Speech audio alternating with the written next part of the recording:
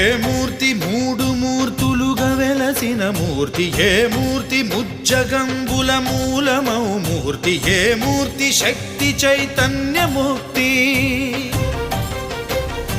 ఏ మూర్తి నిఖిలాండ నిత్య సత్య స్ఫూర్తి, ఏ మూర్తి నిర్వాణ నిజ ధర్మ సమవర్తి, ఏ మూర్తి జగదేక చక్రవర్తి, ఏ మూర్తి ఘనమూర్తి, ఏ మూర్తి గుణకీర్తి, ఏ మూర్తి అడగించు జన్మ జన్మదార్తి, ఆ మూర్తి ఏ మూర్తియునుగాని రసమూర్తి, ఆ మూర్తి శ్రీరామచంద్రమూర్తి.